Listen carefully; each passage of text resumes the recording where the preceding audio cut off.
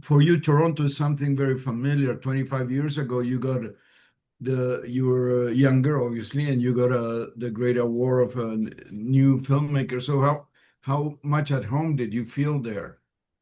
I always feel at home there, and the crowd is super supportive, but the festival too. And I've been joking that after 25 years, it's definitely the longest relationship I've had in my life. That's good.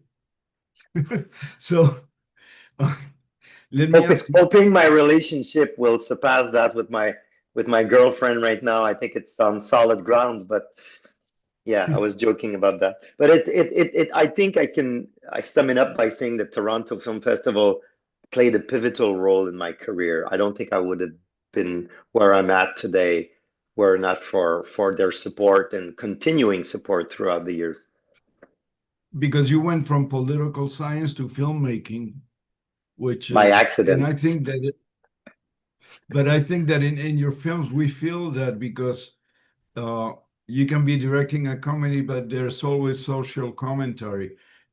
How important is it for you to make us read between the lines about racism or injustice or a toxic machismo? I think it's always been there. I think it's more important than ever. I think I've only made one film without any kind of social comment, and I was struggling writing it because of that, because I thought I don't have the right to do just a an entertaining film. It has to be more than that. And in this case, well, I knew it was not specifically about anything that's political, but I knew that we could have a social background that could be interesting and talk about and put some depth into it. And that's why I also asked the writer of the book that I adapted, Alain, who is a second generation immigrant, to co-write with me to make sure I was nailing it, properly. But I still had this crisis when I was making the film, doing the scenes at the party with a lot of Lebanese extras. The war started, and I thought, oh, surely I could do something more pertinent as a filmmaker. But that's not the project I had in hand, and that's not the material we had in hand. But I still had this feeling that I felt like I felt bad asking the people to act joyful when I knew that they spent the night on the phone talking to their relative in Beirut or in Lebanon. But the Lebanese extras and actors came to me and said, "We need this. We need to be doing exactly what we're doing now. For us, this is politically the right thing to do. Tell stories, stories of normal people, of a wedding. We are fed up being associated with war. We want to show another aspect." So it gave me like this second wind that I needed to pursue the film, to continue the film. Also, life continues, and yeah, you need to keep, yeah. But also, I felt that the film eh, explores the second generation immigrant experience with a very comfortable way. I mean, you don't have to all the time, oh, we're second generation immigrants. They're part Mm. of Canada, part of Quebec, and they're just people who live there like everybody else. And we tend to oversee that in cinema, especially in Quebec. It's been a lot about either refugees or immigrants. But what about the people who struggle with the identity? Alain is not different from an Italian woman, a Quebec Italian woman born from Italian parents but born in Quebec. I mean, it's the same thing. They have to carry the weight of their parents' ancestry and culture and superstition and the evil eye and all of this can become funny, but it's true at the same time. So you look for well, who am I? And this also nourishes the subject of the film, anxiety. I think it's also part of what can. And I just spoke to this film critic from Michigan. Her name was Mina, and she was from Arabic parents. And she said the movie is about me. And she grew up in Michigan, So for me, it was the best comment I've ever had on this film so far, because this is it's. I don't think I went into this film to talk specifically about that, but I wanted to make sure that I got it right. I got the context right. I like the way you used, quote unquote, the wedding to explore Alain's, I guess he's searching for who he is and he's going back to whatever the origin of his problems. How responsible do you think are the parents for his anxiety, his digestive nightmares? That's horrible. Poor guy. Hey, listen, I don't know if you've ever had therapy, but I think it Yeah. always goes back there. It's always about our parents. And my little girl, she's home and sick today, and maybe at 30 she'll be in therapy because of me. Um, I think I think there's still a lot of love in the mistakes the parents make. When the father tells his young kid, you never speak about your illness because people are going to take advantage. I think it comes from the right place, from what he knows and what he feels and how he was brought up with this, because they kind of believe in the evil eye. They do. It's not something to be taken lightly. But it's so wrong to say that to a kid who's 10 and tell him you're gonna have this disease all your life, but you can't talk about it.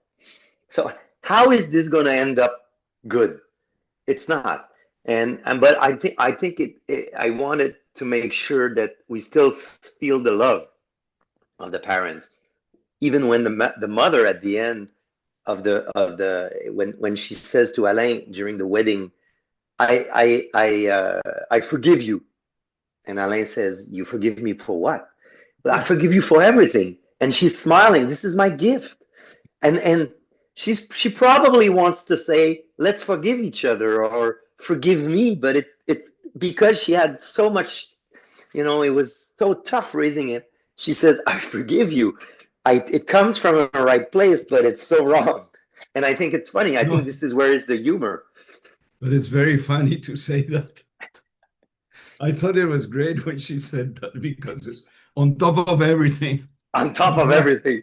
on And top he of and it. he's looking for redemption. When she says, "If I'm gonna die tomorrow, there's only one thing you need to remember," and he says, "What is it, Mama?" "I forgive you." So, I want to know, like, I mean, the family is part of the family is Egyptian and part is Lebanese, and you establish the difference, but also, yeah, there's a cultural differences. How difficult was it to show that? I mean, the dentist represents Egypt in a way, and right? Yep. Well, Egypt and the fact that the Christians from the Middle East have Yeah. different branches, the Melkite, the Maronite, like it's a puzzle. And what was interesting with the dentist is that we tend to see whites from North America as being the problem, and they are mainly, but we tend to forget that inside the same community, there can be some racism also, depending on their religion. And Wally is that guy who was another generation, and he had to do his diploma all over again, and he wants the new immigrants to have a rough life as he had 30 years back, which is kind of unfair. We want life, we want people's life to be easier, not as worse. So you kind of explore these intra-community tension also, which was interesting. I don't think I could have done that by signing the script just on my own. You need the name also of Alain Farah, who lived or grew up with these people also in his community. Um, but the way to deal with that for me in this particular film was with humor. Um, it's not a dramatic film, and sometimes I had the tendency in the cutting room to make it more dramatic, and then I felt, this is not the tone of the movie. We need some payoff for the audience at the end, and we need at the end to feel more love than rupture, you know. Even though sometime in life you can lose a friend or you can, but I felt it was good to be generous with the audience.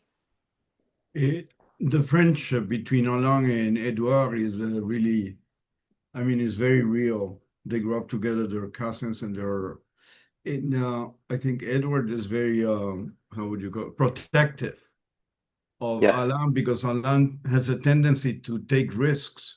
I mean, eating French fries knowing that he's going to have an attack is like absurd. It's like ridiculous. Well, the motherly love is something you wanna emancipate yourself. You want to break free from that, and I can relate to that, and that is why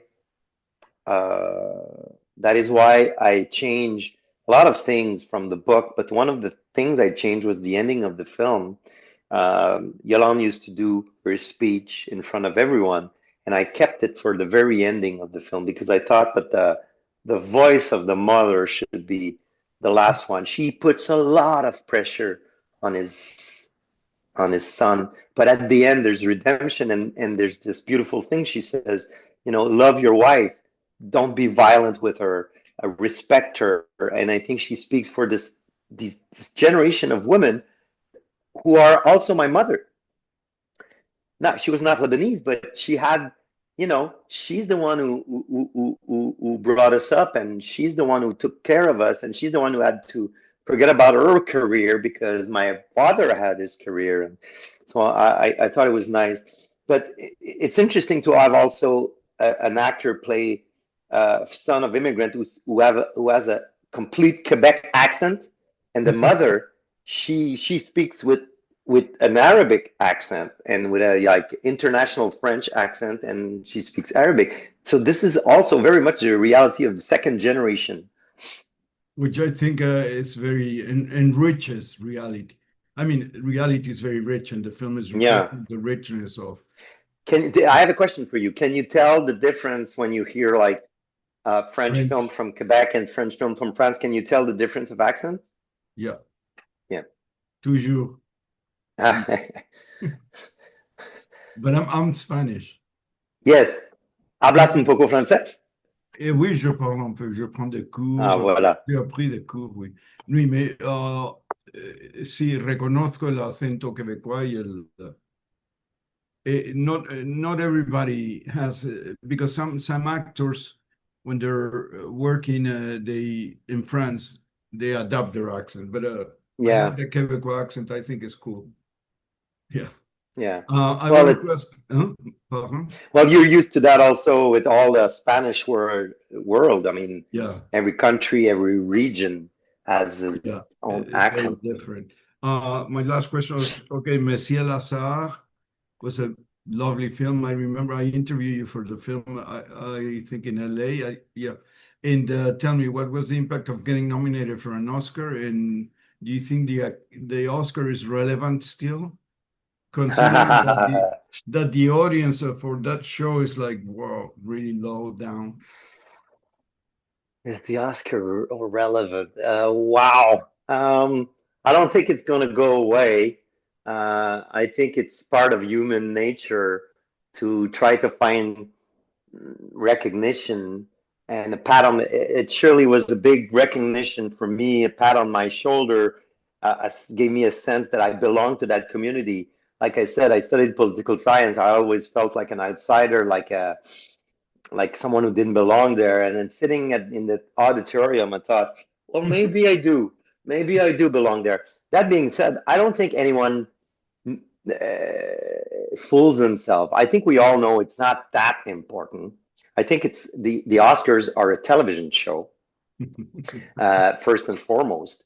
But and you create a hype, and it's very business-like. But it's also perhaps the only time where I felt that on this red carpet or in this theater, you had like Spielberg, and you had like Brad Pitt, and you had like Ashgar Farhadi, and there was no pyramid, there was no hierarchy. everyone there just loved cinema, and that is important.